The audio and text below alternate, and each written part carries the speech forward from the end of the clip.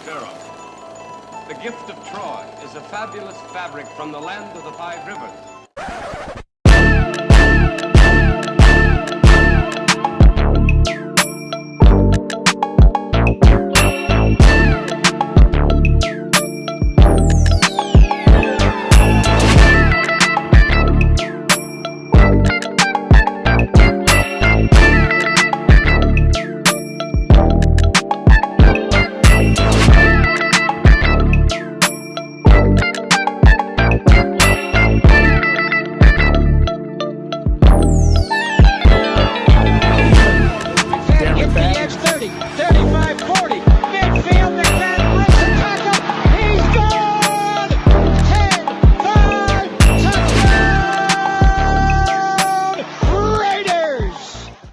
Years ago, when we came to Los Angeles, I really believed that the greatness of the Raiders would be in its future.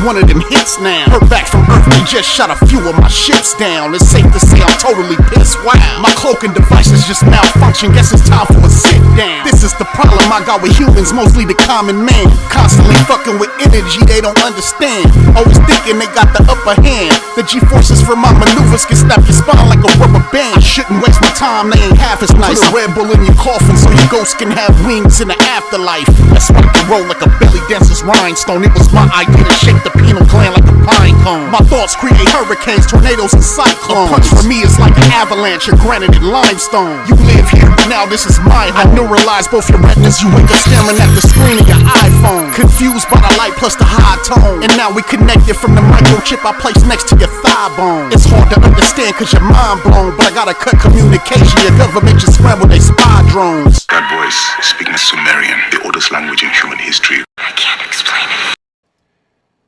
We live. Appreciate everybody coming through. We are back, man. Another collab. Me, myself, PharoahNFL. You see to the left of me, or to the right of me, Big Mike Raider, and obviously the Severe Raider, man. Make sure to subscribe, like the video, man. Hey, man, should I give him the friendly reminder?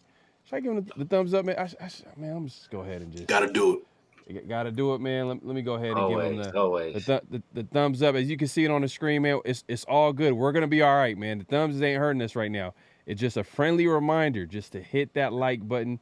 Hey, as we like to say it, make sure to clock in and hit that like button, subscribe if you haven't subscribed, hit that notification bell and all that good stuff, man, so you'll be notified every time we drop new content and another edition, another collab, man. We got a lot to talk about, man. Hey, big news. Hey, before we even get it, how's everybody doing today, man? I sometimes I forget to ask, how's everybody doing today? Man, good, man. We one step closer to the draft. Things are starting to surface. News is starting to show up. That smoke season is getting a little bit thicker too at the same time. So, it's draft season, man. And you got to be happy about it. You got to love it, man. Yeah, no doubt. What's going on with you, Severe? Yeah, facts, man. I'm doing good, doing great over here, man. As Mike said, it is smoke season, man. So if you got asthma, make sure you grab your inhaler because it's getting rough out here.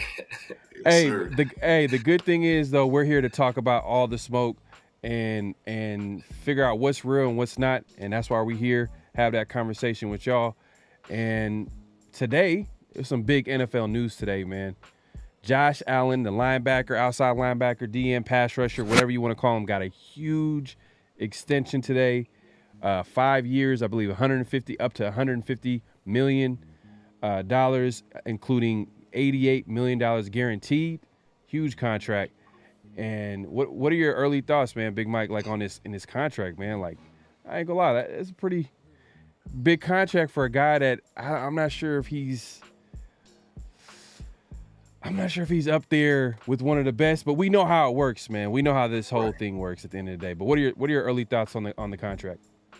Yeah, it's a hefty payday, but I'm gonna pass it to Severe first because I know he's got a pretty good take on that. I know that I don't want to steal his thunder on this one, so I'm gonna pass it to Severe to go first, and then I'll follow after that. Yeah, man. As you know, we always got to keep it Raider Central over here, man. So just looking at that payday, we have a pass rusher we paid a few years ago, and I'm sure him and his agent right now, they are licking their chops, just thinking about the kind of money they're going to be getting coming soon, man. They're about to be getting some quarterback money.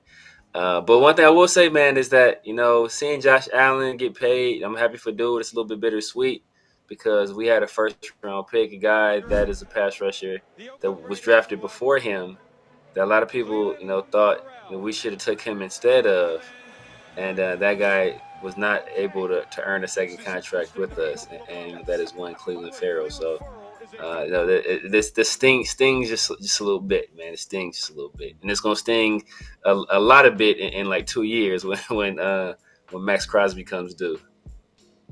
Yeah, exactly, and that's exactly what I wanted to pass that to you first because I know that was your main point, one of your main points. I didn't want to steal the thunder, but absolutely, man. Maxx Crosby is, because of this, he's going to be due for a massive payday. I know you're going to pull up the chart in a couple of seconds, but Maxx Crosby, he's looking to be at some point probably the highest paid defensive end in the league because of this. You got Josh Allen, who's up there in that top 10 at this point. And, Maxx Crosby is due for a contract in the next couple of years. So when it's time for him to, get paid again, we're looking at Maxx Crosby exceeding that $34 million per year easily, at least, right? I could see Maxx Crosby, with the market going higher and revenue and things like that. I can see Maxx Crosby getting upwards of $40 million a year when it's all said and done. That's kind of where I have Maxx Crosby right now. And good, congrats to Josh Allen. He had a solid year last year, 17 and a half sacks. Excellent year. But I don't know if it's justified at this point. I wanted to see a little bit more. Maybe that's just me not seeing the Jaguars enough. It's a Raiders show. I really watch the Raiders. I'm mostly into the Raiders. But to me, from, looking from the outside in, I feel like Josh Allen, he had one or a couple of good seasons. I know that he had like a few, like he was leading as far as pressures go, but I don't see him as that top 10 type of pass rusher. And just to to bring up what Severe was talking about as far as that draft class with Cleveland Farrell, like and seeing how bad a pick that was. All those guys were in that same draft class, bro. Nick Bosa, Josh Allen, Brian Burns, Montez Sweat, Rashawn Gary. All of those guys are that same class. That's Six The out only of the person 10. disgusting. only person drafted by in front of him was Nick Bosa. And know why we couldn't draft Nick Bosa? Because we won meaningless games at the end of a lame duck year. And somebody out there who made a video recently, I'm talking to you. I'm looking dead at you and I say that.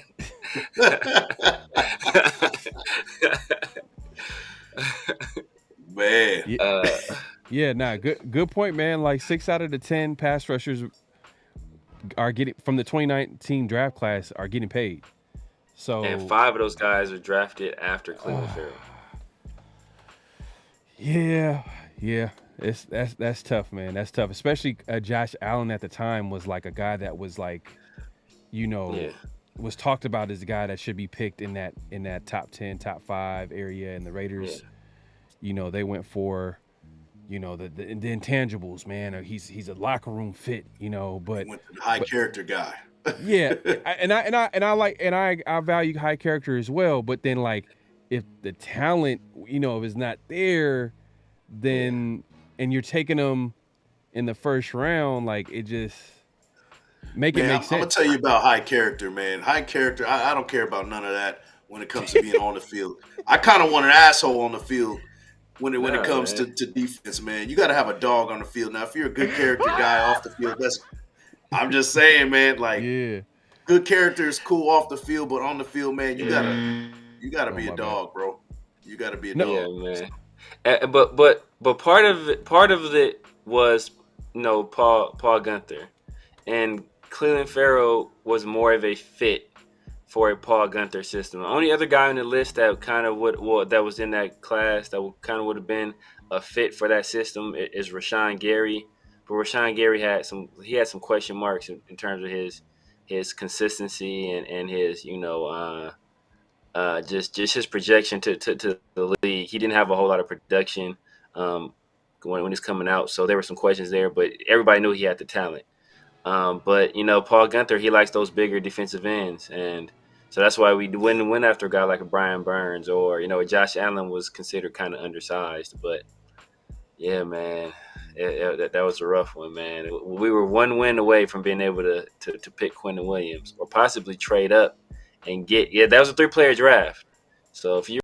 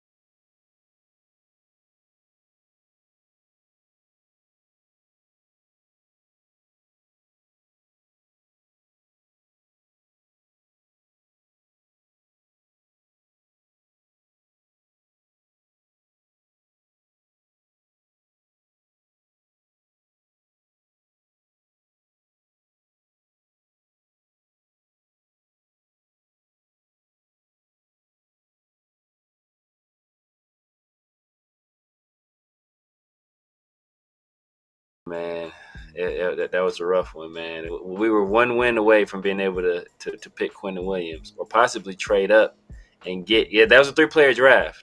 So if you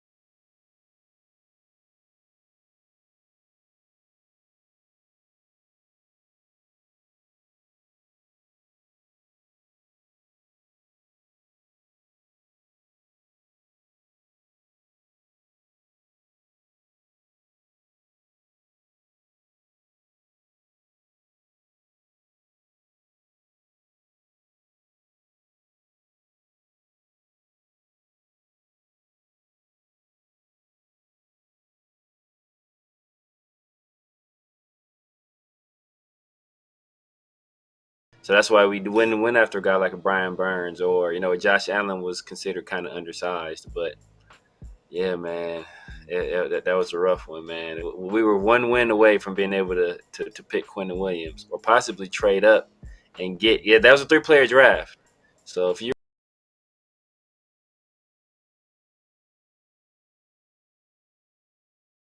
Kind of where I have Maxx Crosby. You got to Oh, be a my bad. dog, bro. You got to be a No. dog. The field, but on the field, man, you gotta Oh, be a my bad. dog, bro. You gotta be a No. yeah, dog. man. But part of it was Paul Gunther, and Cleveland Farrell was more of a fit for a Paul Gunther system. The only other guy on the list that kind of that was in that class that kind of would have been a fit for that system is Rashawn Gary. But Rashawn Gary had some question marks in terms of his consistency and his just his projection to the league. He didn't have a whole lot of production when he's coming out, so there were some questions there. But everybody knew he had the talent. But Paul Gunther, he likes those bigger defensive ends, and so that's why we went after a guy like a Brian Burns or Josh Allen was considered kind of undersized. But yeah, man, that was a rough one, man. We were one win away from being able to pick Quentin Williams or possibly trade up and get. Yeah, that was a 3-player draft. So if you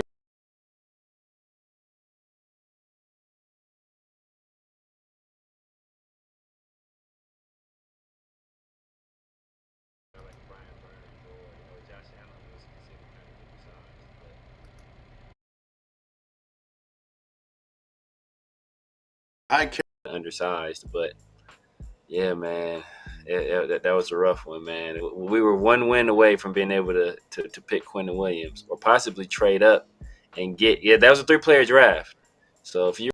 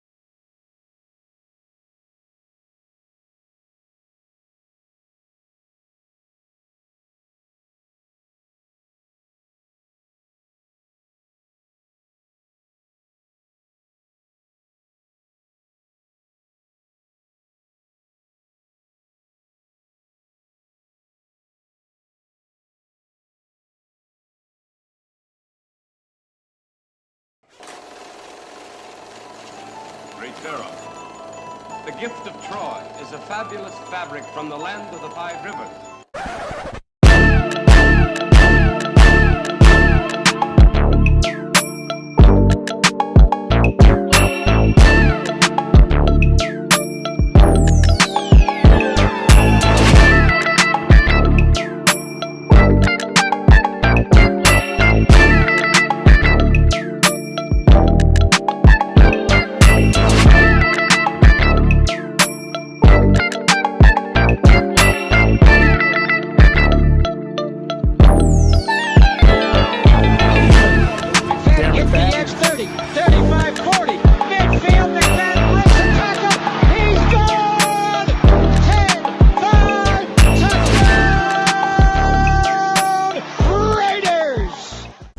Years ago, when we came to Los Angeles, I really believed that the greatness of the Raiders would be in its future.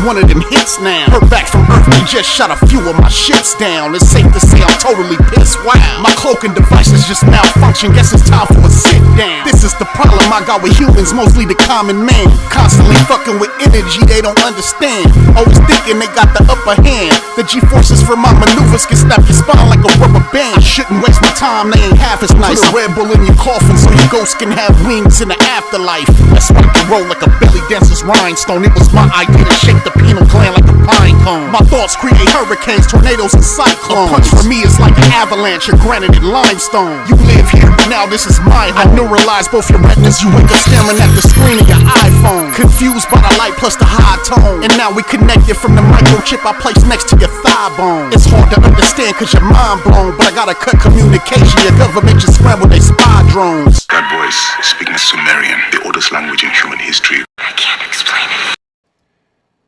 We live. Appreciate everybody coming through. We are back, man. Another collab. Me, myself, PharoahNFL.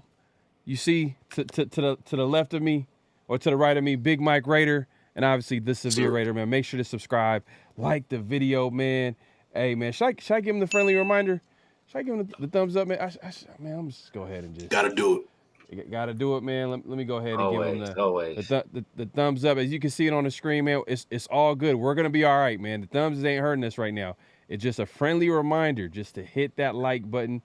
Hey, as we like to say it, make sure to clock in and hit that like button, subscribe if you haven't subscribed, hit that notification bell and all that good stuff, man, so you'll be notified every time we drop new content and another edition, another collab, man. We got a lot to talk about, man. Hey, big news. Hey, before we even get it, how's everybody doing today, man? I sometimes I forget to ask, how's everybody doing today? Man, good, man. We one step closer to the draft. Things are starting to surface. News is starting to show up. That smoke season is getting a little bit thicker too at the same time. So, Yeah, it's draft season, man. And you got to be happy about it. You got to love it, man. yeah, no doubt. What's going on with you, Severe? Yeah, facts, man. I'm doing good, doing great over here, man. As Mike said, it is smoke season, man. So if you got asthma, make sure you grab your inhaler because it's getting rough out here. Hey, the good thing is though, we're here to talk about all the smoke and figure out what's real and what's not, and that's why we're here, have that conversation with y'all. And today, there's some big NFL news today, man.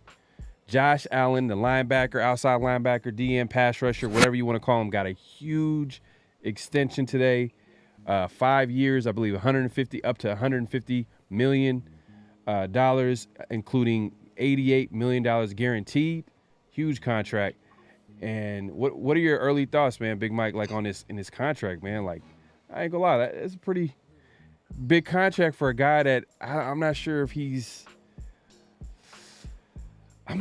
up there with one of the best, but we know how it works, man. We know how this whole thing works at the end of the day. But what are your early thoughts on the contract? Yeah, it's a hefty payday, but I'm gonna pass it to Severe first because I know he's got a pretty good take on that. I know that I don't want to steal his thunder on this one, so I'm gonna pass it to Severe to go first, and then I'll follow after that. Yeah, man. As you know, we always got to keep it Raider Central over here, man. So just looking at that payday, we have a pass rusher we paid a few years ago, and I'm sure him and his agent right now, they are licking their chops, just thinking about the kind of money they're going to be getting coming soon, man. They're about to be getting some quarterback money. But one thing I will say, man, is that, seeing Josh Allen get paid, I'm happy for dude. It's a little bit bittersweet because we had a first-round pick, a guy that is a pass rusher that was drafted before him that a lot of people, thought we should have took him instead of. And that guy was not able to earn a second contract with us. And that is one Cleveland Pharaoh. So, this stings just a little bit, man. It stings just a little bit, and it's gonna sting a lot of bit in like 2 years when Maxx Crosby comes due. Yeah, Exactly, and that's exactly what I wanted to pass that to you first because I know that was your main point, one of your main points. I didn't want to steal the thunder, but absolutely, man. Maxx Crosby is, because of this, he's going to be due for a massive payday. I know you're going to pull up the chart in a couple of seconds, but Maxx Crosby, he's looking to be at some point probably the highest paid defensive end in the league because of this. You got Josh Allen, who's up there in that top 10 at this point. And, Maxx Crosby is due for a contract in the next couple of years.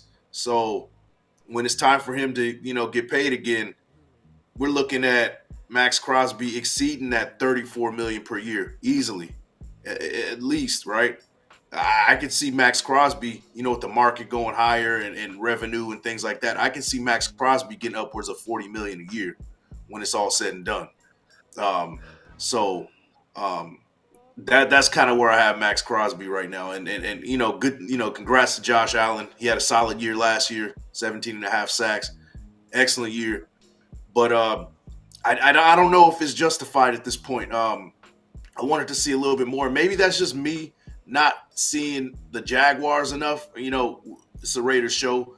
I really watch the Raiders. I'm mostly into the Raiders. But to me, from, looking from the outside in, I feel like Josh Allen, he had one or a couple of good seasons. I know that he had like a few, like he was leading as far as pressures go, but I don't see him as that top 10 type of pass rusher. And just to to bring up what Severe was talking about as far as that draft class with Cleveland Farrell, like and seeing how bad a pick that was. All those guys were in that same draft class, bro. Nick Bosa, Josh Allen, Brian Burns, Montez Sweat, Rashawn Gary. All of those guys are that same class. That's Six The out only of the person 10. disgusting. only person drafted by in front of him was Nick Bosa. And know why we couldn't draft Nick Bosa? Because we won meaningless games at the end of a lame duck year. And somebody out there who made a video recently, I'm talking to you.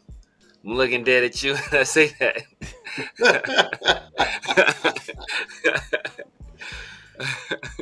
Man. Yeah, good point, man. Like 6 out of the 10 pass rushers are getting from the 2019 draft class are getting paid. So And 5 of those guys were drafted after Cleveland Farrell. Yeah. That's tough, man. That's tough. Especially Josh Allen at the time was like a guy that was like, was talked about as a guy that should be picked in that top 10, top 5 area. And the Raiders, they went for, the intangibles, man. He's a locker room fit, but Went to the high character guy. Yeah, I value high character as well. But then, like, if the talent, if it's not there, then and you're taking them in the first round, like it just make sense. I'm gonna tell you about high character, man. High character. I don't care about none of that when it comes to being on the field. I kind of want an asshole on the field when it comes to defense, man. You got to have a dog on the field. Now, if you're a good character guy off the field, I'm just saying, man. Like, good character is cool off the field, but on the field, man, you gotta be a dog, bro. You gotta be a dog. Yeah, man. But part of it was Paul Gunther, and Cleveland Farrell was more of a fit for a Paul Gunther system. The only other guy on the list that kind of that was in that class that kind of would have been a fit for that system is Rashawn Gary. But Rashawn Gary had some question marks in terms of his consistency and his just his projection to the league. He didn't have a whole lot of production when he's coming out, so there were some questions there. But everybody knew he had the talent.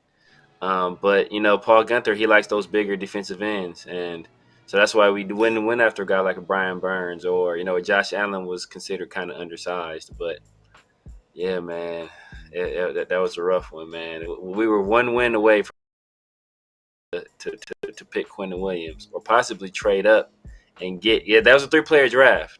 So if you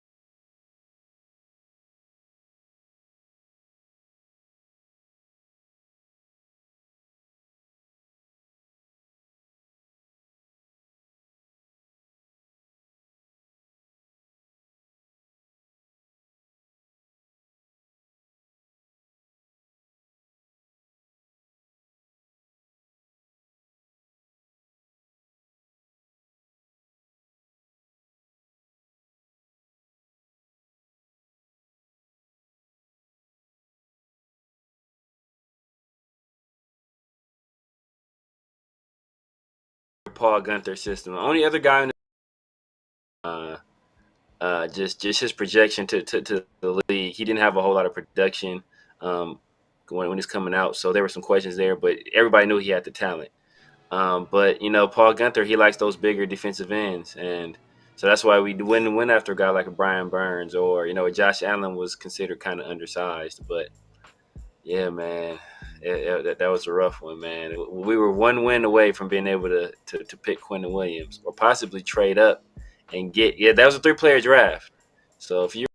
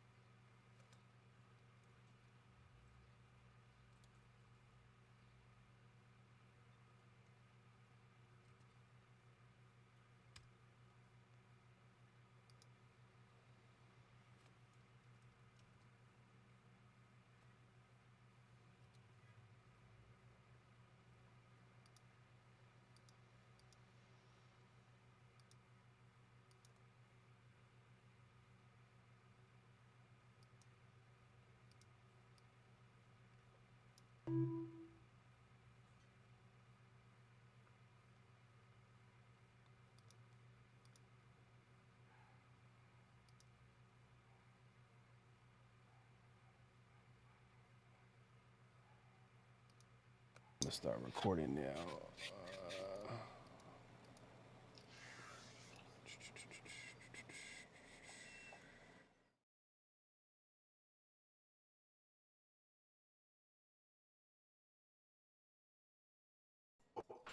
Kuntz's value is at his peak right now. Now, it would be beneficial for the Raiders to do so. Kind of reminds me of what they did with Darren Waller before he got a second payday. When they signed Darren Waller kind of right away, and when it was all said and done, Darren Waller had a more contract. He had a team-friendly contract. It was considered a discount at the time. That could help if you pay a Kuntz. I don't know what the market would look like for somebody at a mid-level type of pass rusher, maybe a 14 million, something like that. I'm just throwing a number out there. I don't know, but Right. If it's somewhere around that number and he continues that production, then that contract looks genius down the line. Now the problem is with Kuntz is we got half of a season of that type of production. Can he do it again? You know, that's kind of what I'm looking at. Are you going to repeat that same level of production this season as you did in the second half of last season? And then that's kind of where I'm at with it. It's kind of like you got to have a contract that has some incentive laden kind of, you know, incentives in there, some things that can also, you know, there's also a trap door out of it if things don't work out. So I would say, yeah, but it has to be some caveats to it. Yeah. And just to talk, just to to bring up what Severe was talking about as far as that draft class with Cleveland Farrell, like and seeing how bad a pick that was. All those guys were in that same draft class, bro. Nick Bosa, Josh Allen, Brian Burns, Montez Sweat, Rashawn Gary. All of those guys are that same class. That's 6 the out only of the person 10. only person drafted in front of him was Nick Bosa. And know why we couldn't draft Nick Bosa? Because we won meaningless games at the end of a lame duck year. And somebody out there who made a video recently, I'm talking to you. I'm looking dead at you when I say that.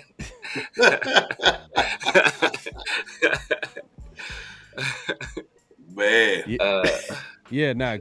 Good point, man. Like 6 out of the 10 pass rushers are getting from the 2019 draft class are getting paid. So and 5 of those guys are drafted after Cleveland Farrell. Yeah. That's tough, man. That's tough. Especially Josh Allen at the time was like a guy that was like, you know, was talked about as a guy that should be picked in that top 10, top 5 area. And the Raiders, you know, they went for, you know, the intangibles, man. He's a locker room fit, you know, but high character guy. I value high character as well. But then like if the talent, you know, if it's not there, then and you're taking them in the first round, like it just make sense. I'm gonna tell you about high character, man. High character. I don't care about none of that when it comes to being on the field. I kind of want an asshole on the field when it comes to defense, man. You got to have a dog on the field. Now, if you're a good character guy off the field, I'm just saying, man. Like, good character is cool off the field, but on the field, man, you gotta be a dog, bro. You gotta be a dog. Yeah, man. But part of it was, you know, Paul Guenther, and Cleveland Farrell was more of a fit for a Paul Guenther system. The only other guy on the list that kind of that was in that class that kind of would have been a fit for that system is Rashawn Gary. But Rashawn Gary had some question marks in terms of his consistency and his, you know, just his projection to the league. He didn't have a whole lot of production when he's coming out, so there were some questions there. But everybody knew he had the talent. But you know, Paul Guenther, he likes those bigger defensive ends, and so that's why we went after a guy like a Brian Burns, or you know, Josh Allen was considered kind of undersized. But yeah, man, that was a rough one, man. We were 1 win away from being able to pick Quentin Williams or possibly trade up and get that was a 3-player draft. So if you were in that top 3, you were in prime position. You could get Quentin Williams, Kyler Murray, or Nick Bosa. Being at 4, it's kind of like being at 13. Kind of like being at 13. Well, look, the Josh Allen, obviously he's not a Raider. He's getting paid, but then we can also connect the dots back to the Raiders and see how it could affect the team. And it just kind of reminds us how bad a pick of Cleveland Farrell was. And also it makes it look, it kind of also has us taking an eye at or looking at, you know, guys like Maxx Crosby, seeing that like, hey, this guy's probably going to he's going to get paid if the Raiders want to continue to pay or keep him, because obviously he gave us a discount first time around. It's not a guarantee that he's going to give us that same discount again. But we'll see, man. I don't know, man. Maybe he's the Tom Brady of the Raiders, and he just continues to give us discounts just in the name of winning. Who knows? I hope so. But Kuntz is a guy that we have to keep an eye on as well. But let us know in the comment section down below, and we'll talk about it as well. But we're talking about the comments. That's a good segue to the next segment, right? Comments of the week, man. Look, every week we're gonna do this, man. Every week we're gonna include this as a part of the show, and we're gonna look at comments at the end of all the videos, because obviously this will be released on all our channels. So if you guys have any thoughts, any opinions, you disagree with us, let us know in the comments. And there were some people who had issues with what we had to say last show. Yeah. And Big Mike, this one, I'm gonna hand this off to you, man. I'm gonna hand this off to you. And this first comment right here, I'm taking Fuaga over Latham. And I believe like there's a few comments here and there that had issues with that mock draft that we had where we took J.C. Latham at number 13. But why, 30 prospects. I know you did your research as far as who the Raiders could possibly take at in the first round. You're a big J.C. Latham guy. Can you explain to the people why you have J.C. Latham over Fuaga? Yeah, so before I get started, I'm going to put a disclaimer out there. I'm going to put a warning out there. So you put the comments out there. That's cool, right? We do welcome the comments big time, 100%.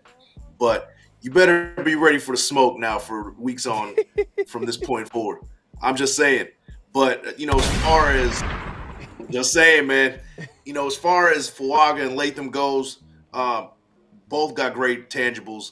Measurables are great. Athleticism off the chart. But the thing about Latham over Fuaga is, from what I've seen, is that he's a zone run blocking specialist. He's a guy that can move laterally quickly, left and right. Like I said before, 11-inch mitts. He gets his hands on you, it's over. He's pushing you. He's taking you to either sideline, either your own, or you're going to take a visit to the other side of the sideline and see the other team and how they're living. So that's what I'm getting from Latham. His measurables, 6'6", 350 pounds, his moves as quick as he does. It kind of reminds me. Now it's a big comparison. It's you can even say that it's kind of a reach, but from what I see early on, it's a Trent Williams comparison. I see a Trent Williams in J.C. Latham. Not gonna lie to you, just the lateral movement, get to the second level, pancake linebackers, take people out. He has that same kind of measurables and speed laterally, and that mean streak as a Trent Williams. So that's why I'm picking Latham over Fuaga. Now, if we go with Fuaga, I'm cool with it. Don't get me wrong, I'm cool with Fuaga. He'd be a great pickup. But me, I think Latham would be a better fit with today's Raiders. With today's Raiders, the zone run scheme that we're trying to run, it'll be a good fit for us right now. So you comparing him to Trent Williams, you're pretty much saying you like his ceiling as a player. I mean, Trent Williams is the best tackle in the game. So yeah. That's a high praise right there. That's high praise. But moving on, let's we're gonna address these comments. We're gonna and I'm gonna put some on the screen. The next one is, man, the guy starts off real nice, you know what I mean, all polite and says, "Hey, love the show." But Pharaoh got to stop getting cheaper at the receiver position. He's talking about how I kind of implied that we have to get rid of maybe Tay, Devontae Adams or Myers at the receiver position. He says Myers isn't making big time money. I agree. He's making tier 2 money. Okay. Cap goes up every year too. I understand. Also, we're not paying the QB. No need to get rid of the receivers. I understand what you're saying. But I did respond to this comment, but I'm gonna repeat what I said to him. And one of the things I said to him was that Devontae Adams in 2025 is going to have a $44 million cap hit. Make it make sense. Make it make sense at the receiver position. I love the receiver position. It's probably one of my favorite positions on the football team.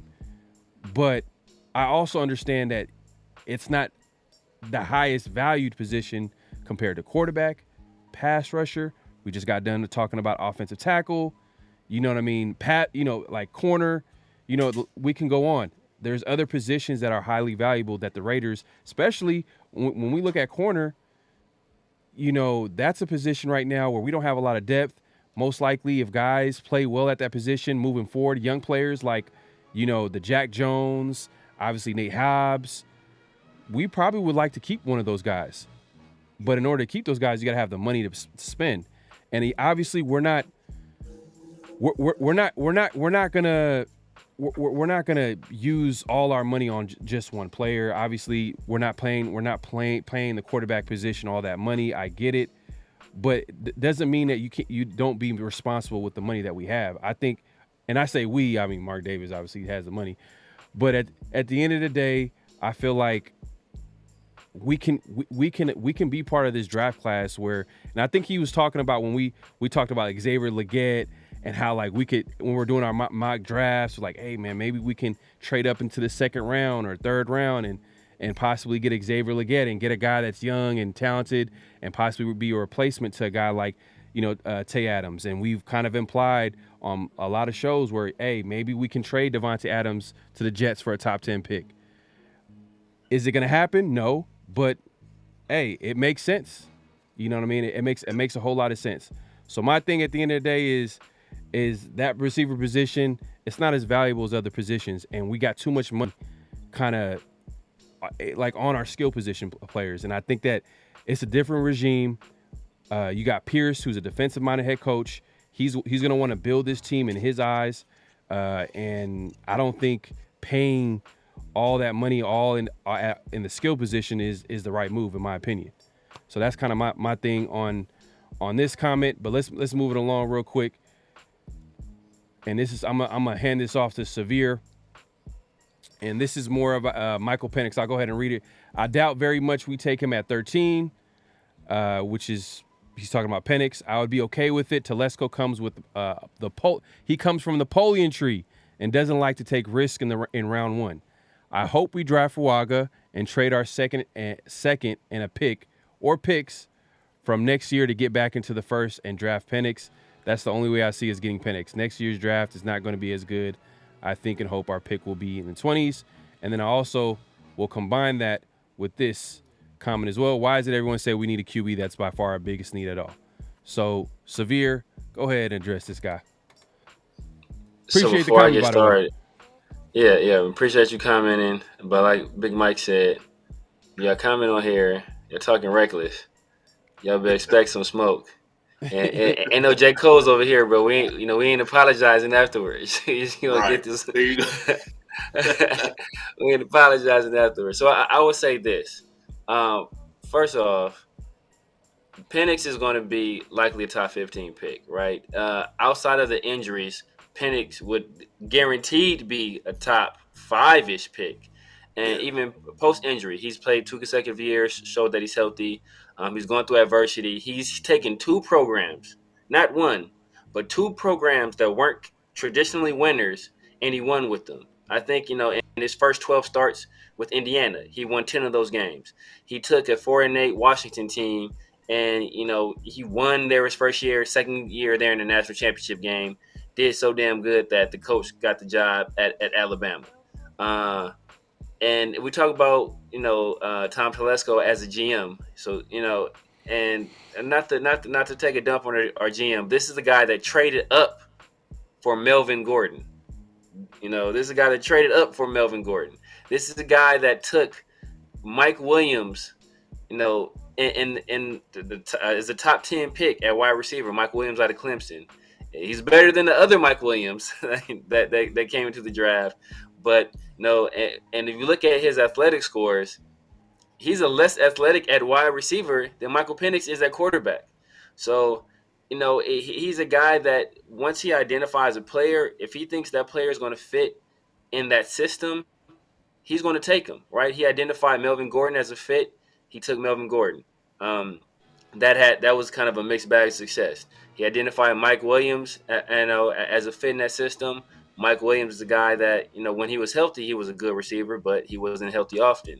And you can look at Mike Williams, his sophomore year, he played 1 game, had an injury, a neck injury, where, he snapped some stuff up in his neck, missed the entire season, came back at his junior year and had a strong year. So if he was willing to draft Mike Williams, who plays a skill position, a position where you're guaranteed to take hits, 1 year removed from a season-ending injury, why wouldn't he take Michael Penix a guy that you're going to put in the pocket, and in all honesty, shouldn't be getting hit that often. 2 years removed from an injury, I think quarterback is our. I think on offense, quarterback is our biggest need. We have two good receivers. We have a tight end that's very promising. We have we're locked in at left tackle. We have a left guard. We have a guy that we just paid at center. We have some young running backs. The right side of the line needs some work, but are you going to prioritize a right guard and a right tackle over a potentially a franchise quarterback? I don't think any smart GM would do that. You know, the quarterback is a premium position, and I think if you have a blue chip player that's going to fall to you, you take that guy. Facts. No, I agree, man. And there you have it, man. Those are the comments of the week. We're gonna do this, like I said, every show. So make sure to leave a comment down below if you disagree with any of the anybody on the panel, man. Myself, Big Mike Raider, or Severe Raider. Let us know in the comments, or agree. You know what I mean? It's not about showing the disagreements. We're gonna show people who make actually valid points, and we'll talk about it. So make sure to leave a comment down below. But let's move it along, man. Hey, man. Mark Davis has given the Raiders a green light to trade up and get a QB. There was a recent article on ESPN. Paul Gutierrez, you know, obviously he has a relationship with Mark Davis, and he's in his article. He said that sources say that Mark Davis has given the Raiders a green light, the front office, to go get their guy at QB, if it makes sense. And I'll go ahead and show this on the screen so everybody can see here. Oh, man, I thought I had it up. But what are your early thoughts on this, Severe? What are your thoughts on possibly, first of all, the Raiders getting a green light from Mark Davis, and what this means for this team? Like, do you think that means that the Raiders are going to do whatever it takes to get a QB in that top 5, top 10, just because they got the owner's approval? Or it's kind of like, yeah, he might give the green light, but it doesn't guarantee that it's going to happen? I think it was always implied that they had the green light. You know, and we heard throughout the interview process for general managers that one of the things that, you know, one of the questions being asked was, what was your plan to, you know, essentially go up and get a quarterback, right? Did you have a plan to do that? For all those people out there that don't think we need a quarterback, you know, this apparently everybody else in the organization didn't necessarily agree with that. So that was one of the plans. And we heard that, you know, it was being rumored that one of the reasons that Champ Kelly didn't get the job is because Champ Kelly was like, hey, man, let's just roll with the AOC.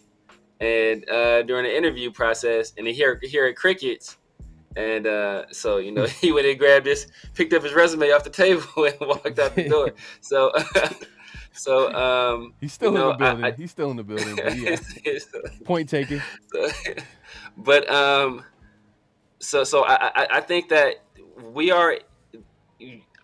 Ideally, the plan is not to be picking this high in the future. I kind of like that last commenter said, right? We want to be picking in the 20s.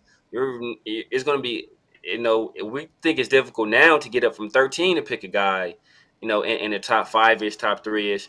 Trying to get up from the 20s is damn near impossible. So right now is the time to strike while you have the ability to, while you have a team that's pretty set on most positions. You just had a good defense. You set at the skill position. You go up and you do it. You go up and you do it. If you identify a guy that you think can change the trajectory of your franchise, then you move heaven and earth to bring that guy into the building. Yeah, facts, 100%. Yeah, man. I think, like Severe said, man, I think this is already known. It's at this point, like, maybe, I don't know if he felt like, hey, man, maybe I should put this in here. But it was pretty obvious that, like, Mark Davis wanted a guy. He wants a franchise QB. And that's it was early reported during the process of the Raiders finding a GM. So this is not a big surprise. Does it guarantee that the Raiders are going to get their guy? No, it doesn't. But I think what was key and what was said here, so long as it makes sense.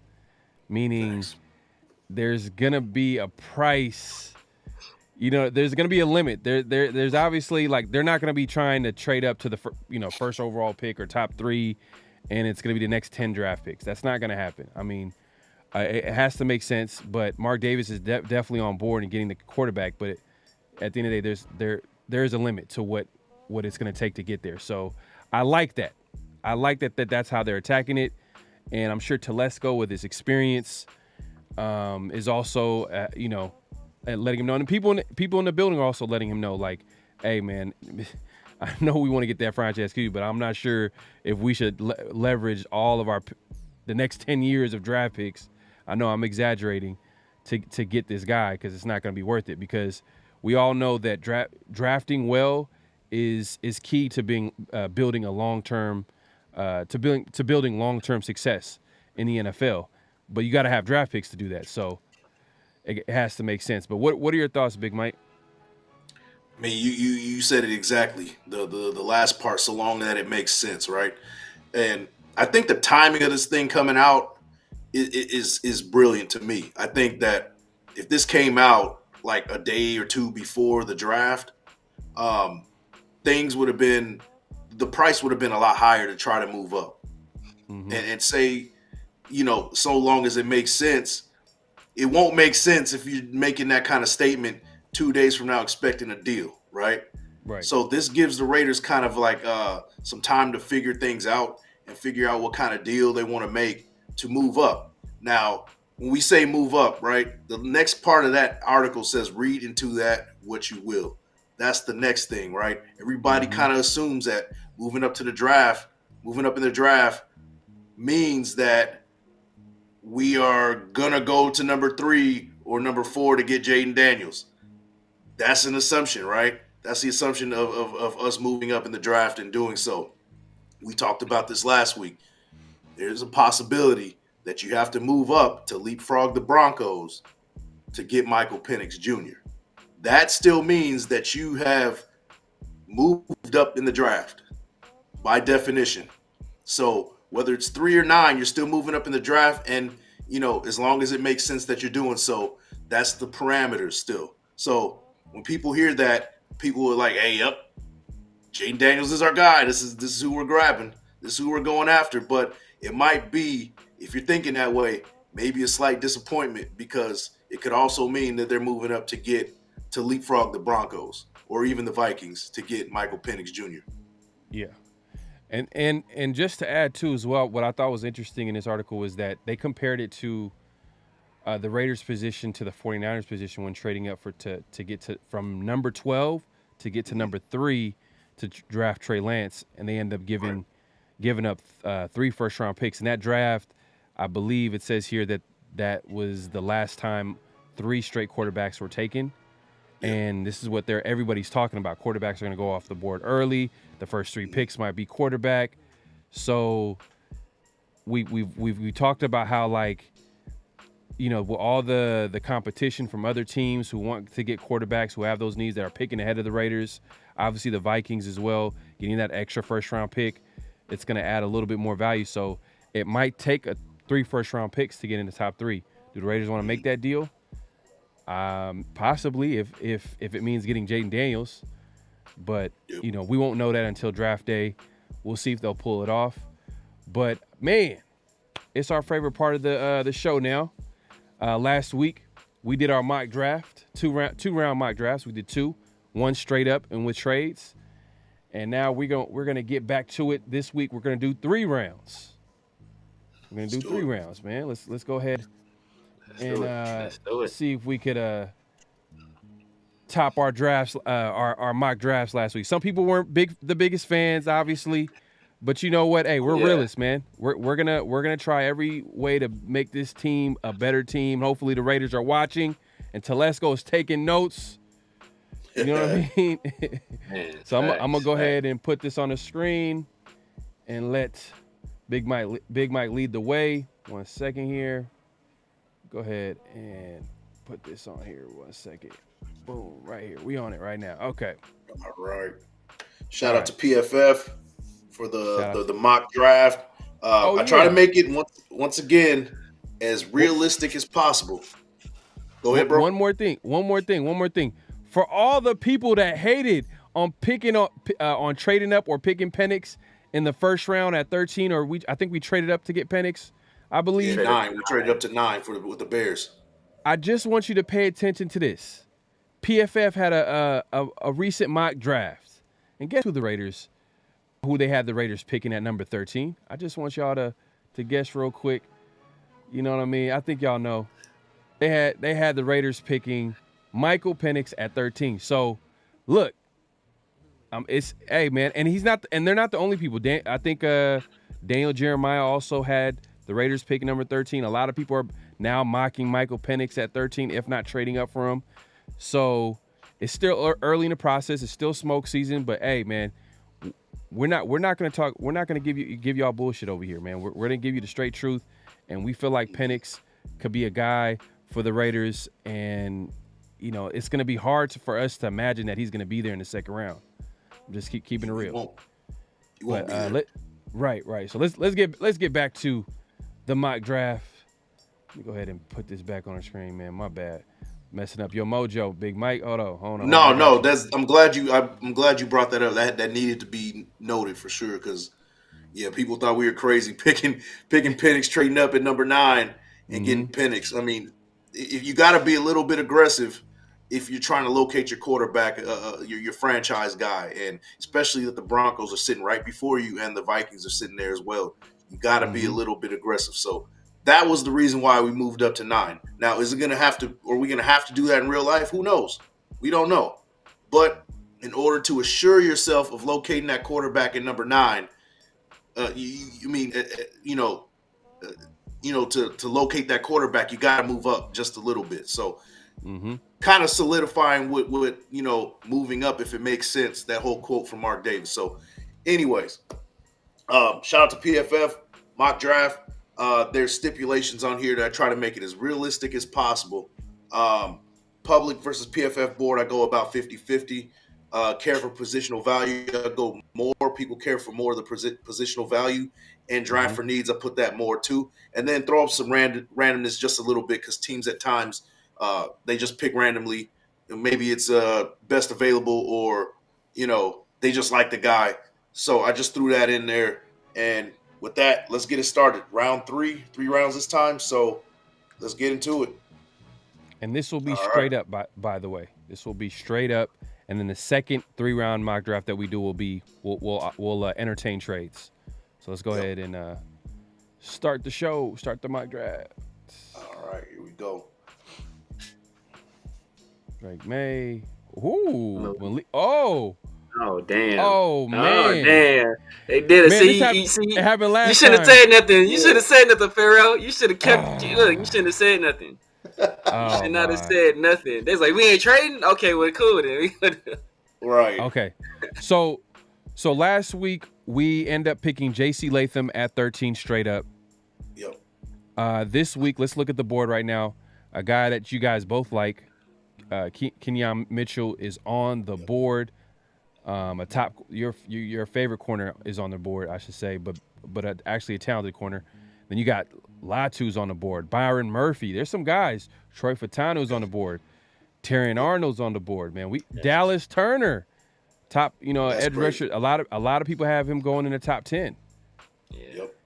Jared Verse, Fashanu. J.C. Latham there as well. Do we have? Is Michael Penix still on the board? Michael Penix is definitely on the board still. J.J. McCarthy got pick number 12. Oh, he got picked by the Broncos. Oh my God, that's man, lucky for us. So Bo Nix, Michael Penix still on the board. So why don't we do something different this week? Why don't we? Because the Raiders they always surprise us. I don't know why they just do this. They always surprise us. Like no one really expected Tyree Wilson to be drafted last year by the Raiders. Like no one was really talking about that, and it happened. Yep. Why? And no one right now is talking about corner. Like we're talking about, we've talked about offensive tackle. We talked about quarterback. Why don't we just go ahead and take the top cornerback on the board? It makes sense. See that happening. I can see it happening. Hey, it makes sense. It's a big need for the Raiders. They need some depth and a guy that they can develop into being a number 1 corner, along with Jack Jones in the secondary. Let's get it. That's my guy. I think I don't hate it. Yeah, Mike described it best. He said he's built like a running back, hits like a safety, and covers like an elite corner. You can't get mad at that. Man. Latu 23. 23, yeah. Yeah, man. That's my guy too. Man. So this board is falling perfectly for us, I think. Yeah, it's looking good. Yeah, it's looking real good. So okay, at this point, you already know what time it is. I already know what time it is. Let's see. Let's go quarterback real quick. Yep. And we gonna be realistic, man. If Michael Penix is here, we have to take him. We take him all day. We gotta take him all do day, that, man. Now I will say this: I did notice on the board, just because it's still on my mind, Braden Fisk at number 32 to the Chiefs would be devastating. I hope that does not happen. But anyways, that will be devastating. Michael Penix it is at 44. Facts. All right. So we got Michael Penix on the board, and pick number 77 is going to be up next. Let's see how this receivers are getting drafted right now. Your guy. Oh, my guy too. Dang, Jalen Pope. So, hey, two guys I like, man. So pay attention to this. The receivers are getting drafted a lot in the second round. There's a big Troy Franklin is a guy. Oh, and Troy Franklin and Dez. I know we like speed. Troy Franklin and Tez Walker would have been two guys that would have been perfect. Both of them gone. Yep. And Xavier Legette, of course. All right. So let's look. Okay. Oh, we got Blake Corum there too. If you feeling a little frisky. But, Blake Corum's there. Blake Fisher. Fisher's there. Blake Fisher would be some of need right there. I just want to see what's available at receiver. No, nothing at receiver. And I mean, I like Rice. But if we're looking for speed, he's not a true speed guy. Gabriel Murphy is a guy who I like, but he's a guy that I will pick in the 5th if I'm taking the guy. Let me ask you this. I still feel like the Raiders could still add to that D line, that interior. You know what I mean? Obviously, we got Christian Wilkins. T'Vondre Sweat. Recently, he had like it's not a good sign, bro. Like the dude, people talked about like he was real honest. I heard in the pre-draft process about how he was a partier and this, that, and the third, but he's a changed man. And then he has a DUI. Yeah. You know what I mean? And from what I heard, he was buzzed. It wasn't that big of a deal. Like he wasn't that much over this but either way, it's not a good look. Especially Vegas being a party town in itself, parties, you know what I mean? Like, is he off the board for the Raiders at any point in this draft, or do we consider him in the 4th or 5th round, 6th round, like if he's there? If he's in the 4th or 5th, you gotta consider it. Now, I don't know how the Raiders feel about all those issues being in Vegas and all the stuff that's happened in the past. Right. Like, I could see that just being just immediately no, but the talent that T'Vondre Sweat brings to the table, it's hard to say no to that. Like 4th, 5th round, if he's there. In the 3rd round, it might be easy to pass up on that just because there's still value from other positions. Mm-hmm. But 4th or 5th round is going to be hard to say no if he's still available. Be honest with you. That's what I'm saying. Yeah, and I guess it's going to be a to be continued because it's a 3-round mock draft. So we're going to take him off the board right now. I mean, not take him right now, but obviously take someone else. I like Blake Fisher, offensive tackle. I feel like if we can get tackle. What's available at tackle?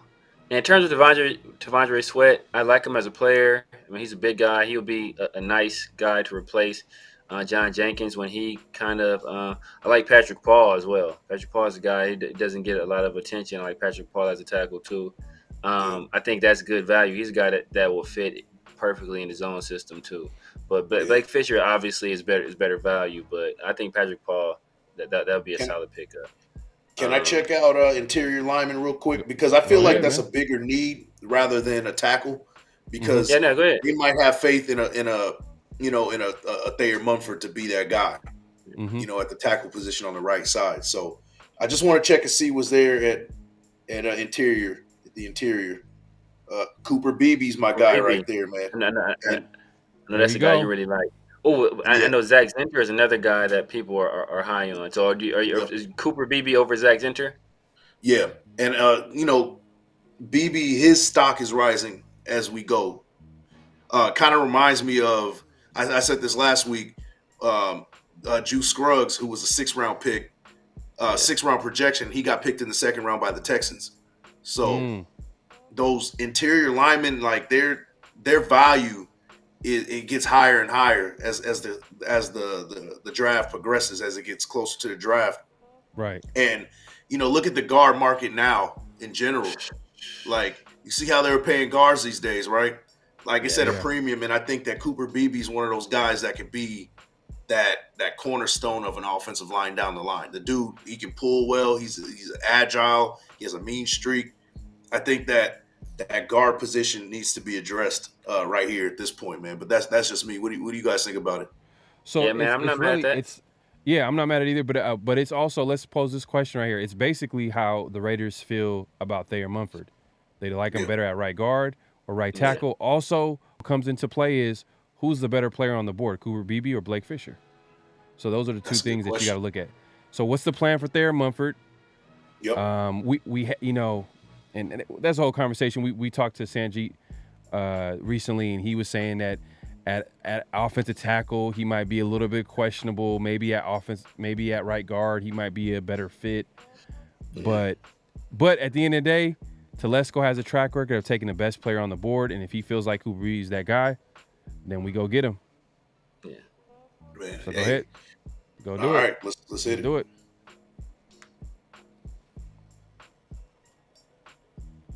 And Blake Fisher went next. That's crazy. Patrick Paul went went right after him. Yeah. I'm telling you, man. Patrick Paul is the guy. People look into him, man. Patrick Paul is a dog.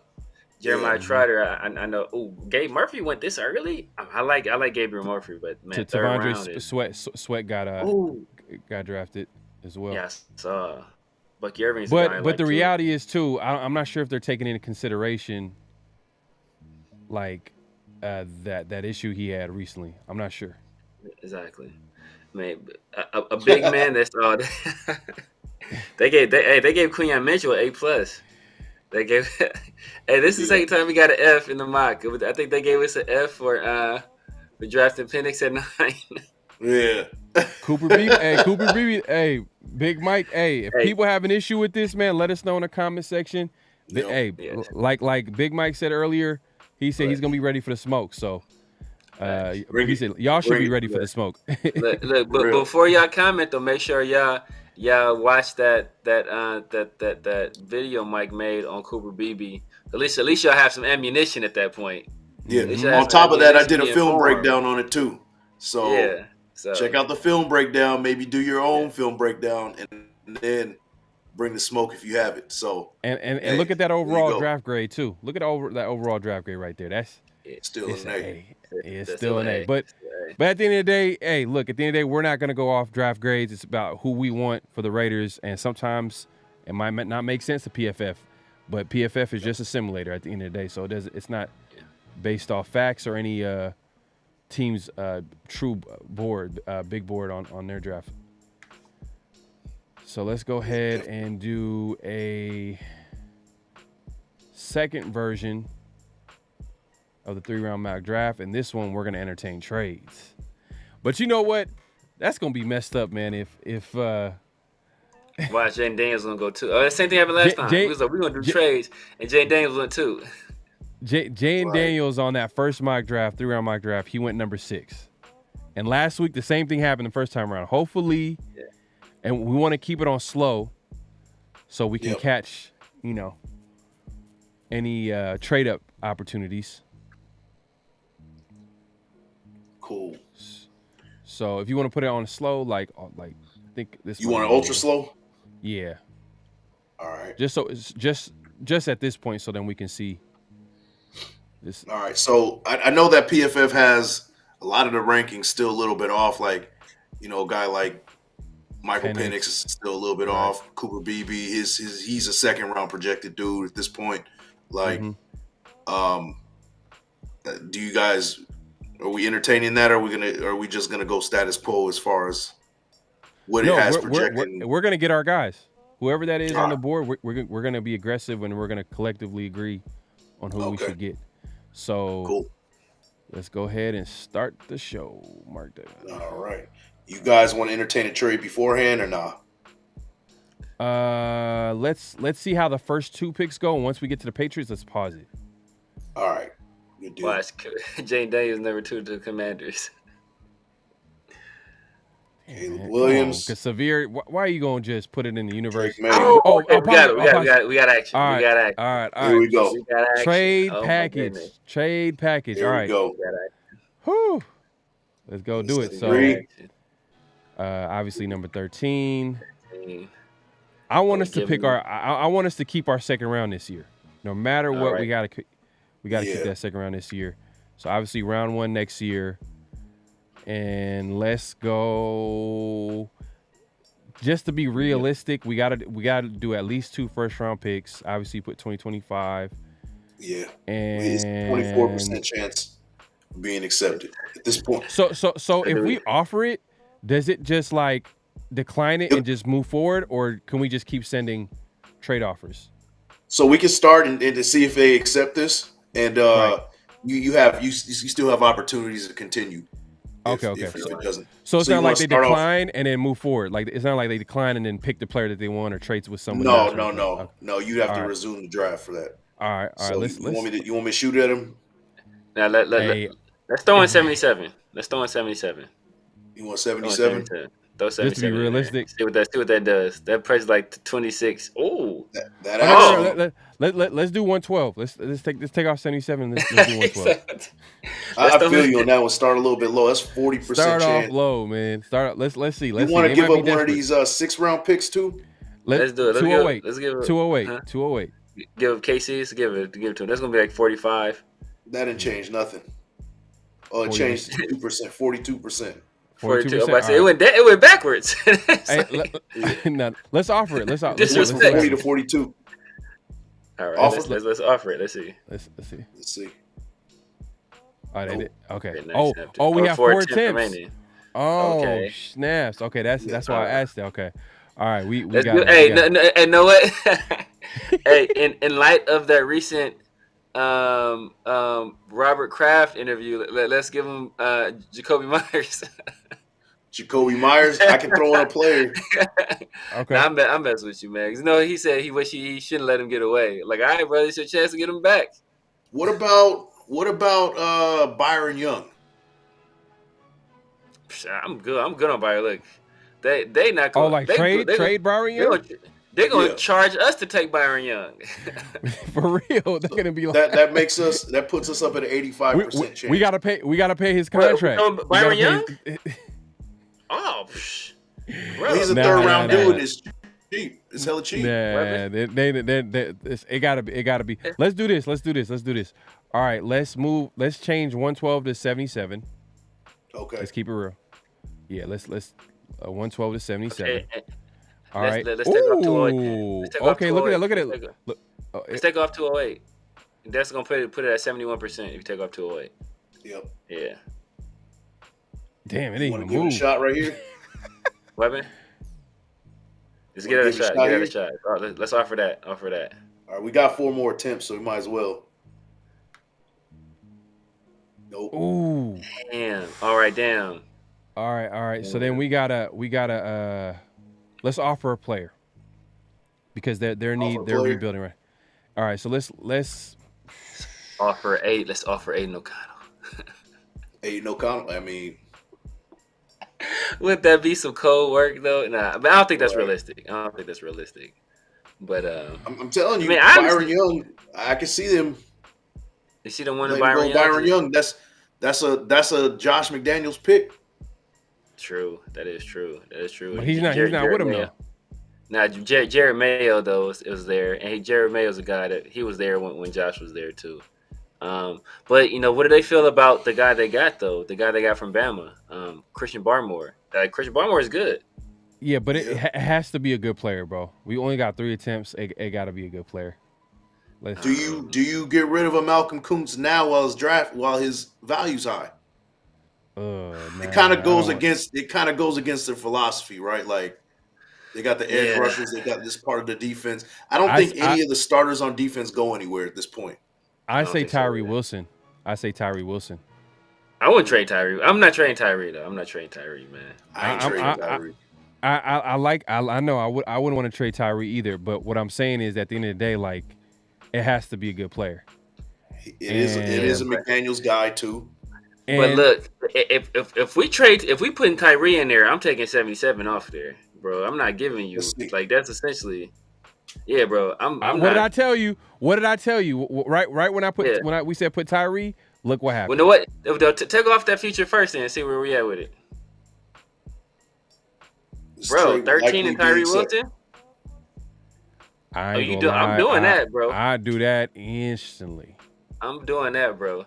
Shit. What? Move 13 to 40. I'll mess with you now. I mean, here's the thing, bro. Like they got Malcolm Kuntz, they got Maxx Crosby, Christian Wilkins. Do they necessarily need a Tyree Wilson at this point? Man, I mean, look, the two most important positions on the football field are pass rusher and quarterback. Yeah. Like I think those are you want a quarterback and you want people that can affect the quarterback. And I think this would be a situation where Tyreek could turn it like Tyreek has potential. He has mad potential. I was a Jalen Carter guy, but Tyreek has potential. But look, honestly, if all it takes is the 13th pick and Tyree Wilson to move up for Jaden Daniels, I'm probably doing that. And then you pick up. I'm gonna keep real with you. Just to be, if I was a Patriots fan, and that will never happen ever. But if I was a Patriots fan, or if I was on the Patriots end of this trade, this will never be accepted. I wouldn't even accept this trade. Like, hell nah. Because you know why? Because you got the Vikings, who would obviously have something to say about it. So just to make it realistic, what would a realistic trade package look like? Meaning that, definitely you wouldn't trade Tyree Wilson. It would definitely be 2 first, like kind of where we had it originally, right? First or third of this year, next year's first, and then I would think it may be like a fourth of next year. I think that's 79%. I can roll with that. I think that's realistic. We got 3 attempts, so you want to try that at least, or let's try that. We have 79%. All right, man. That Tyree Wilson has me thinking, though. I'm not gonna lie to you. But bro, if they take that trade, bro. Yes. No. Damn. Because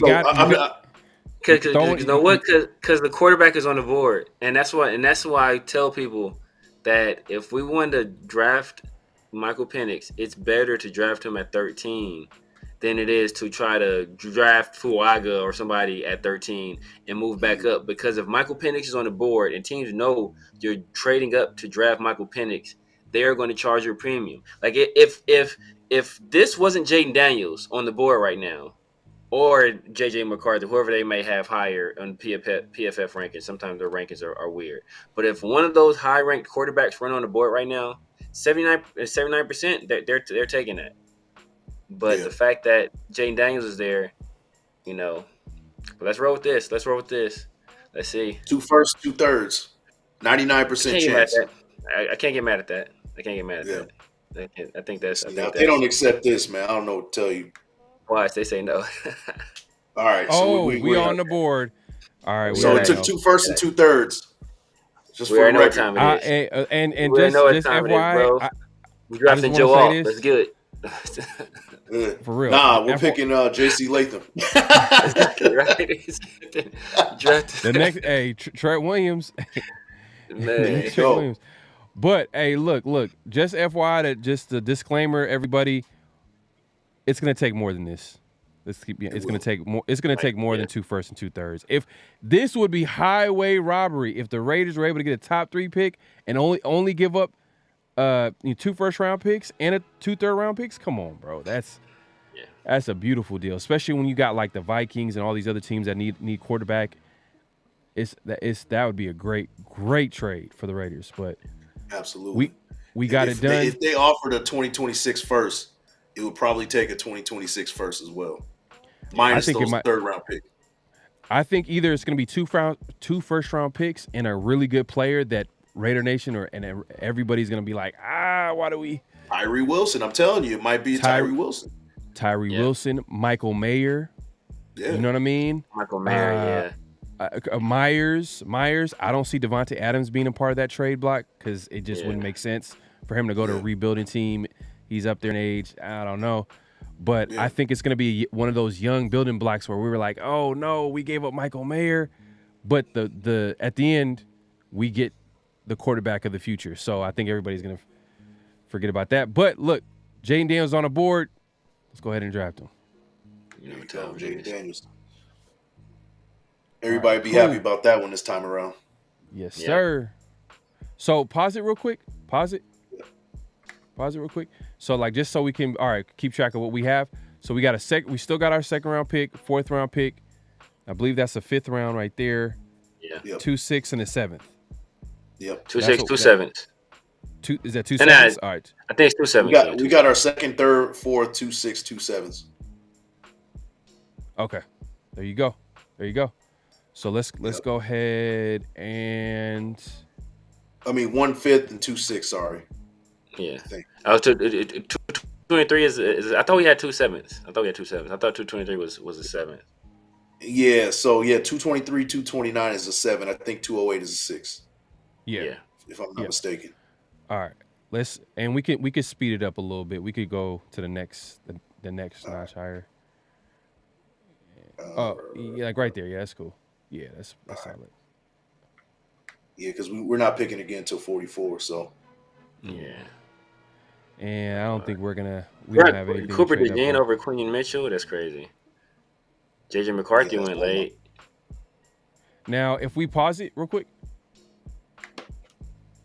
All right. That's crazy. Look who the Patriots drafted. Michael Penix Jr. 34, which is not going to happen, but that's wild. They kind of win. They kind of win that trade, to be honest. They do, bro. They do win that trade. What they get at 13? Quinyon Mitchell. That's our last draft. That's our A+ draft. Yeah. Yep. They win that trade, bro. Just off of that, just alone. Yep. Yeah, man. So yeah, bro. Yeah. So look, let's take a look at who's on the board. All right. Who's on the board? Let's go off. Let's see offensive tackle. Let's look at everybody. That's we can't look at who's on the board yet, huh? Yeah. Well, you know what? Hey, Big Mike, what's that right there where it says big board? If you go all the way to the top, this one. We'll let you click. Yeah, we'll let you click on that. It says changes you made will not be saved. So yeah, definitely. Oh yeah, it'll kick us out of the draft. Then. Oh yeah, never mind. Don't do that. Don't do that. Oh man, so it don't even allow you to look at. Okay. Let me see. So who are you looking at? Who are you looking for right now at this point? We know who you're looking for. So I want to see who are the top offensive line men on the board. Franklin to the Chiefs would be devastating too, man. How we hated Brandon Fisk one there. Most likely, we're probably gonna wait till 44 to make the pick, but just wanted to see who possibly could be on the board. Although for Shonda, Tyler Guyton went first round, which hurts. So right now, the tackle from Georgia is still on the board. Amarius Mims. Yeah, Amarius Mims is still on the board. So if you did want to take a tackle, it might be worth trying to move up to 36 to get the dude right now.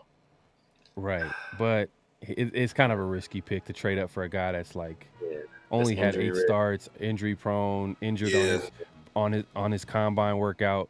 As you know what I'm saying, like he just every time he just steps out the house, he injured. Right. But when that dude is healthy though, he's a monster. And the only reason why I'm bringing it up because I said the second one is going to be where we're going to entertain all types of deals. Realistically speaking, there might just be one trade for the Raiders if they try to get into that top 10, top 5. Yeah. If it's there, lay low after that. Yeah, exactly. Yeah, after that, bro. Like in a draft this deep, you know, you're not trying to be giving up like half your draft because at that point we already made a move to get up. You know, we lost out on the second round pick, but hey, not a second round pick. We lost out on the third, but you know, we identified our quarterback of the future. So And we won it in that we kept the second round pick, so we'll be able to get a good player at pick number 44. So you can go ahead and press Continue. play. Yep, continue. All right. Let's see. So there we go. I think. So go to receiver. Go down. Legette's there. Your guy. So this is a luxury pick, but this is a guy that this is a guy I like as well. Jalen Polk is a guy I really like too. Those are Jalen Polk and Xavier Legette are two guys I really like. Jalen Polk is not a speedy guy. I think we want some speed on this team. Roman Wilson is a speedy guy. Xavier Legette, I think, even though he's not ranked as high on PFF's board, I think he's going to be a bit better player than just about all these guys. Yep. So, do we take the luxury pick, provide Jaden with another weapon out there, some speed, or do we go tackle, or do we go guard?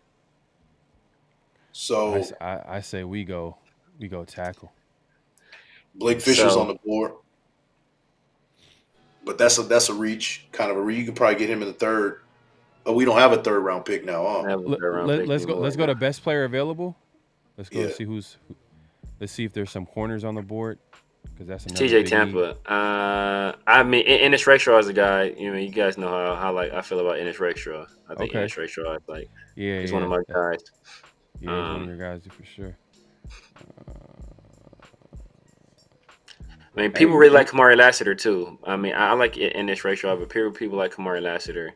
I don't really know a lot about TJ Tampa. I know some people are high on him, but Kamari Lassiter and Ennis Rexhaw are two guys I'm familiar with, and both of those guys are good. And that's why I wanted to look at the board at the top of the second, because I knew, all right, I feel like we could probably, just because this is going to be the second version of trading up, we're probably going to look at maybe offensive tackle, and we might have to reach and maybe draft a guy, because the next pick is going to be in the fourth round. Yeah. Yep. So we have to. And that's kind of what I was thinking.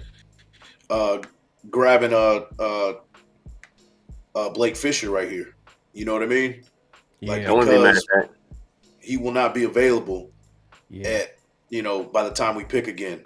Yeah. So there's that. But at this point you kind of have to be smart about it. Legette is there, which is great. You know what I mean? But you kind of have to go for a guy that you kind of bolster your offensive line and be smart with it. So I don't know. I would go Blake Fisher or Patrick Paul, one or the other. I don't really know too much about Kieran, the other guy listed above him. But I don't know anything about that dude either. That last name, man, that's deadly right there. Yeah, man. I mean, for me, just for me, Patrick Paul is a guy I really like. Dude is 6'7", 6'7", 300-something pounds. I think he has 36-inch arms. That's a guy. I think he has all the physical tools to be an elite guy. Like I said, you got 36-inch arms, right? that. Yeah. 6'7", 315. That's crazy. 3'6", 315 at 6'7". Yeah, man. Yeah, that's crazy. Yeah, so he's not that. He's a leaner guy. Yeah. But look at his PFF grades though. Yeah, his PFF grades are real nice. PFF grades. Look, he's in the 81, 75 all 3 years. He's pass blocking grade 91.5. Well, Blake Fisher 6'6", 312. Blake Fisher 6'6", 312. Yeah, so about the same frame. Similar frame. Similar frame, so, yeah. So they're athletic tackles. Be able to move, zone blocking system. It's pretty much this is one of those James Craig, you make the call. Who's your guy? Yeah. I'm kind of interested in this Kieran A right here. He's 89.5. Pass blocking grade is okay. Zone grade is pretty good. He's 6'5", 318. Okay. He's a little bit bigger than him. Yeah. A little bit bigger now. What kind of what kind of what you call it? What kind of like what are his measurables? It Foot doesn't speed is show somewhat on here. slow. Because I thought Patrick Paul was bigger than that. I saw something on Patrick Paul. I forgot where I saw it. I don't like think that. it might have been on Yeah. what, he's slow. Yeah. I thought Patrick Paul was like in the 330. I thought he was like 320 something, 330 something. Huh. Yeah, he said they got him listed at 315 here. He might be bigger than that though. Okay. Good anchor ability, vines for arms. 36 inch arms. Yeah, feet are a little bit heavy. I mean, offensive lineman feet are heavy. Arms, hand placement still erratic at time. You can work that out. Hand speed is somewhat slow. You can work that out. Lacks intensity as a run blocker. And that's the biggest You problem. can't work that in. That's concerning. That's At, I at think right tackle too. At right Yeah, tackle. I think you have to. I think that one. I think with that, I think Blake Fisher would probably be there. But they said Blake Fisher was kind of not athletic. Yeah. Feet hop more than move. You overextended. I don't like that. Foot speed might be too slow to really protect outside shoulder. You know what? Yeah. Look what it says. It says he would fit well in a man gap system. Yeah. So, it's So like, neither of those three really fit, bro. At this point, like All right. not in the second round, at least. Like to be honest with you, you might want to just go best available here. Yeah. Maybe a TJ Tampa or like you're what do gonna we have use at guard right now? Rick Straw. Guard. What do I have at guard right now? Let's take Let's a quick see. look at guard. If not, I wouldn't mind Rakestraw. Christian Haynes. I'm all right with that too. I can show you what. Yeah, let me see what Christian Haynes looking like. Oh, yeah, it's clean. Zone grade 89. That's what I'm saying. Bro. makes a great. I did the research, bro. Trust me, I already know. Oh yeah, that's hey, look.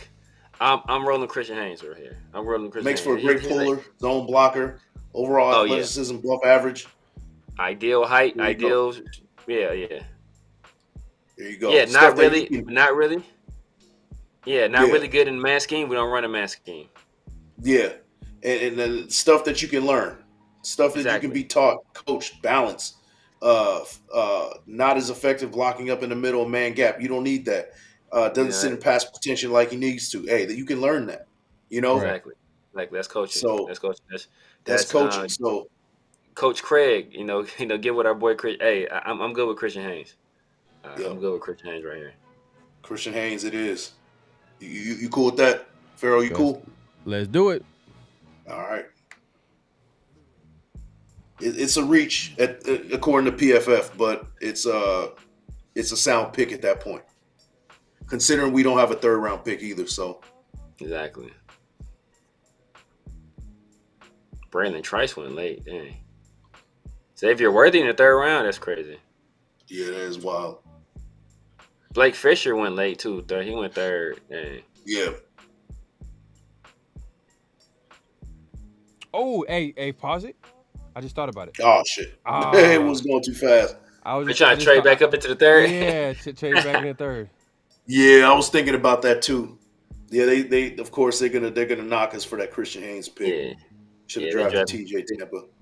Because they identified corner as a need, so they probably gonna knock Yeah. both of our. Yeah. But I'm good with. I'm good with Christian Haynes. I'm good with guard. I mean, it just depends on how you feel about Mumford, how you feel about Meredith. I think Meredith can be a solid, gap. I mean, a solid spot filler for a guard or a guy that's gonna be good in the competition. Yeah. And it's all about needs at this point. We need a guard. We need a guard on the offensive line more than we need a tackle. Now, like we said before, it depends on how you feel about Thayer Munford. Is he that guy that can play guard? If that's the case, you need to go tackle in this situation. But the tackles that were available at that time wasn't worth picking that high in the second round. So in that situation, now you got to go with best available on the offensive line, which was Christian Haynes. Yeah. Right. And that's the thing too. When you're trading up, you're gonna give up picks, and it's gonna put you in a position where you might be at the second round. The next time you pick is in the fourth round. Then you're going to be like, maybe at this spot I might have picked corner, but the next time I draft is the fourth round. So to be honest with you, now that I think about it, maybe we should have went corner. Yeah. Maybe we should have went corner. And let us know in the comment section how you guys feel about the draft, how we kind of wanted to address a need, offensive line, obviously that right side of that O-line, right guard, right tackle. But maybe we should have gotten a corner here and maybe found a starter at guard in the fourth round. Yeah, because you know what I mean? There's Zinter's still available. BB's might be available, especially if we move up into the third round. So yeah. I mean, I think with the corner thing, if it gets to that zone where you got to start looking at, okay, how much better is this guy than what we think we can get out of Jacorian Bennett, or than we think we can get out of a guy like Sam Webb, who is, he's kind of been in the program for a little while. So if these guys, if you don't project them as, because Sam Webb was a guy he's a big, he's a big guy, has some arm length, has some pretty good solid movement in the open field, and he's been in the system already. Jacorian Bennett is a guy who has all the requisite athleticism to be a good corner, and he's been a year in the system already. Started the year as our starter on the outside. So if these guys, we don't project these guys to be that much better than what we have, and then we got Brandon Faison still. I was about to say that. Yep. Yeah, we forget all about Brandon. Like he's the forgotten man. So and he's a guy who's been a starter in the league before as well. We just didn't. It's kind of out of sight, out of mind situation, because we spent. Obviously they thought highly of him because this man was holding up a roster spot for the whole dang on year, and he was they our highest paid corner. Yeah, exactly. So they thought that highly of him to keep him on the roster. So unless I'm getting like a blue chip top of the line guy or a guy I'm a super fan of, like, hey, I already said Quinion Mitchell is one of my guys, and Ennis Drayshaw is one of my guys as well. But if I'm not getting one of those like guys who I'm really like, dang, this guy's a true difference maker, like off immediately, then I'm good on waiting on corner to later rounds or even UDFA. Yeah, man. I think the biggest argument is the fact that, like, can you find an impact starter at corner in the fourth round or in the second round? Can you find an impact starter in the second round at guard or in the fourth, or can you get a guy in the fourth round? And that's something that the Raiders got to, like, figure out, meaning that they probably could get a guy in the fourth round, but if they really like the guy, maybe a Haynes, obviously Big Mike, your guy BB, is a guy that you are high on, and right now that PFF thing it's kind of off. We talked about that. It's kind of off as far as the rankings, so it's probably there's certain guys that are going to go early. Man, every year there's always going to be a guy that's going to drop. We talked about it. I think earlier before we started, we talked about how Christian Gonzalez. We talked about Emmanuel Forbes. Emmanuel Forbes got picked over Christian Gonzalez, and Gonzalez last year was mocked to go in the top 10, top 15. End up going all the way down to 17 to the Patriots, who obviously got a great value picking him. JJ McCarthy. Excuse me. I think Severe might be the next president of the JJ McCarthy is no good club. It hasn't been official. He has to. He has to put in his work. You know what I mean? Put in the. He has to revoke his membership for the Justin Fields Club. Yeah. I gotta. I can't leave my folks over at the Justin Fields and No Good Fan Club just yet. Just not yet. Just not yet. Yeah. No, I got you. But yeah, man. Hey, it's been a great show. Hey, we talked about a lot, man. We keep just like as usual. And let us know in the chat, man. Let us know in the comment section. Did you guys agree with our mock draft? Every week we're gonna do comments of the week. So let us know in the comment section how you guys felt about our mock draft. What's going on with the Raiders as far as picking a guy like Michael Penix? In this case, we traded up all the way to number 3. We made it happen. Realistically speaking, I'm not sure if we can get it done with 2 first-round picks and 2 thirds. That would be a great trade for the Raiders, but we made it happen. But let us know, man. What would it look like for the Raiders to trade up to the first round? Like, would it take 3 first-round picks? Man, like, let us know in the comment section. And hey, yeah, let the people know, man, where they can find you, Big Mike. Yep, Big Mike Raider. Do a search. Right there is the first thing that pops up, man. And we got the 30 days, 30 prospects. We're at the halfway mark. Tomorrow, well, Thursday will be day 17. Friday will be day 18. Stay tuned for that. And we got something special for you, man. Severe. Yes, sir. Yes, sir. You already know what time it is, man. The Severe Raider here on YouTube, the Severe Raider on Instagram, the Severe Raider on X/Twitter. Hey, and make sure y'all tune in to Mike's 30 Days, 30 Prospects. He took the shortest hiatus in the history of Mike was like about to take a little break at the halfway point. Like 5 hours later, it's a video. I was like, what this? Mr. Break? Consistent. Hey, I just needed a day, bro. He went in the kitchen and made a sandwich and came back like, all right, let's knock this video out. And then, yeah, man, but like Pharaoh was saying, man, make sure y'all get down in the comment section, comments that stick out to us, whether they be positive comments, whether they be critical comments, whether they be some stuff that's thought-provoking that we haven't thought of. If y'all get down in the comment section, leave that there. You have an opportunity to be featured on the show. So make sure y'all do that. Make sure you hit that like button, subscribe, and that notification bell. And I'll see y'all next time. Just be ready for smoke, though. Yeah, all day. No doubt, yeah. Make sure to hit that like button, subscribe if you haven't subscribed, hit that notification bell. As you can see on the screen, PharoahNFL. And like Severe said, man, leave a comment down below. We will look at the comments. We'll review what the best comments were, and we'll put it on the show. Shout out to everybody that left a comment on the last show, and we're gonna keep it going. We're gonna keep it rolling. Hey, man, next week. 4-round mock draft. So, hey, the show must go on, man. So be on the lookout on that. But in the meantime, y'all could check out the 3-round mock draft that we did. I know it might be controversial, but hey, at the end of the day, let us know, man. Let us know if you guys agree or not. But like I said, it's been a great show. Until next time, peace. Peace. Just win, baby. Hello? You play to win the game. You don't play to just play it.